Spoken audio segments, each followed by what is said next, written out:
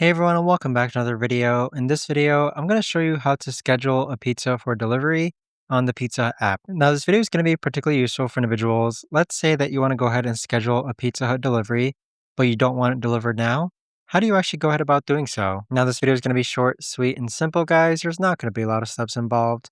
Now, in order to do this, what you're first going to do is go into the Pizza Hut app, then click on delivery on the top hand side, and you're just going to go ahead and confirm that this is the actual delivery address that you want to go ahead and have your pizza delivered to.